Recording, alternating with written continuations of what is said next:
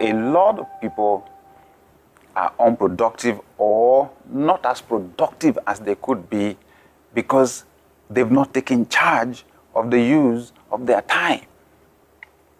That's it. You will always get invitations from people. You will always get proposals or suggestions from people, on the use of your time.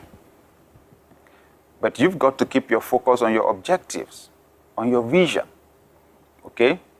And ensure that you're investing the best of your time in the achievement of your own goals. If you can afford the time somebody is asking for, fine. If you cannot afford, you've got to learn to say no. You've got to learn to say no. Some of us attend ceremonies where if we did not attend, we would not be missed. So what's the point? You're not adding value. Okay? And sometimes there are things we can actually do as a substitute for the investment of our time. Remember again the comparison between time and money. In some instances, give money and conserve your time. Now it's double jeopardy when somebody takes your money and takes your time. Okay? So you've got to be proactive, okay, with your life, with the achievement of your goals and with the use of your time. So there was that time many years ago when our children were young and I was struggling actually to be able to spend time with the family. It was work, work, work. I was getting invitations to speak all over the place. So I remember that at that time, when somebody wanted to give me an invitation, and these were mostly acquaintances, they had access to me physically. So they would say, look, just squeeze us in, even if it's just 20 minutes, even if it's just 30 minutes. And I mean, some would put so much pressure on me, I would bring out my diary. Just to show them how busy it was. I did not realize people don't care. What they just want is the achievement of their own objectives. So if they spotted one free space, they would put me under pressure just to be able to get that space for them. One day, it dawned on me. When it came to devoting time to the family, I was not being proactive. I was being reactive. I did not take charge. This is what I mean. I only used my diary to write work, to plan work. The family did not show up anywhere. Even where I had the family in mind, I just left the diary empty. So I'll tell you what I did to turn things around. When I get the diary now, it takes me months to plan for the next year. So when I get my diary about middle of a year, I begin to plan for the next year.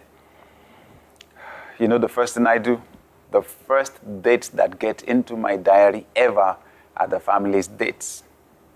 But because I value family, that's it. And I just realize I've got to invest my time there if I want results. So I fix the date. Everyone's birthdays are marked out. Children in school, the resumption date, all the breaks, they're there. Family vacations, they're there. All those go in before anything else comes, before any work comes in there. With that, I've been able to just literally create the time. And I still have time to do my work. Okay? That's what I mean by being proactive. That you don't wait for things to happen to you. You happen to things. You make life happen. You take charge. You take control. And it starts with the planning. Okay? It starts with the chunking out of the time. So live your life being proactive if you want to be more productive. When you have time that you've not planned to use for anything, something will fill it. And a lot of the time, they're likely to be things that don't really have much value. the improvement of your skills will usually improve the speed with which you do your job. If you have a bunch of keys, it has 20 keys, you want to open a door. If you know the particular key that opens the door, it's a few seconds. If you don't, it's going to take you time. So I'm simply saying, to increase your productivity, you just never stop at one level of skill.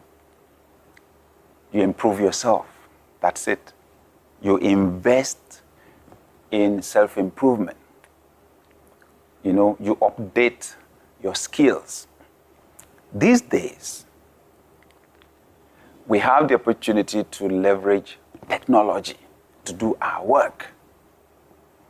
Now, technology, you know, gives leverage, reduces the volume of the input while multiplying the volume of the output.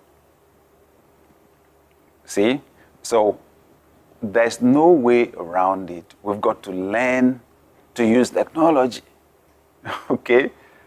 We've got to learn to use technology. The tools are at our disposal right now.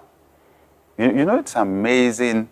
I was discussing some time ago with some people how some 20 years ago, you know, if my parents, you know, wanted to alert me, maybe they needed some change, the only way I could know was that they would take somebody in the house, put the person in a taxi or bus, and the person would travel 4 hours to where I was living. Because we live in different cities, the person would have to travel 4 hours. The only way I knew they needed anything was when the person showed up on our doorstep. And then we'd keep the person for the night, get whatever we need to get the following day, and then put the person again on the bus or taxi to travel 4 hours before they could get the money. Today, all I need is a phone call, and while we are on the call, the money would already be in their account. Or just a text message, and 2-3 minutes, it's gone. That's what I'm talking about. I'm comparing 3 minutes with what would take 2 days before, with a whole human being having to travel those long hours. See what technology can do. So I just want to encourage, you know, that with the cultivation of skills, we save time, okay? We solve problems more quickly. We need to cultivate skills. We want to improve our productivity. Let's shorten the time that we invest or expend in the achievement of goals. To shorten the time, we've got to be incredibly good at what we do. We've got to learn new ways of doing the things we've been doing for a long time. Listen, if you're going to survive in this time, everything is changing. We will have to upgrade. We just have to upgrade our skills. We want to produce results faster. Things happen much faster these days than they ever did before.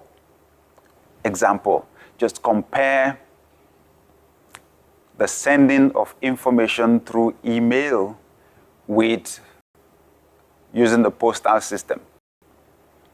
Because before, all we had was the postal system. And just compare the sending of an email. Same letter. These days, when we want to send a letter like that, yeah, we can choose to print the letter. You could type it, you know, straight on the computer, you know. So sometimes, if it's an official letter, you know, we can print it out, scan it, you know, and then send it as an attachment to an email. How long does it take when you click send on your email? How long does it take to get to the recipient? Seconds. Seconds. Where the postal system will take at least 1 day, at least if you're in the same city. If you're not in the same city, then it could be 2, 3, 4, 5, 6 days. Can you imagine sending a letter across continents? Before it took weeks.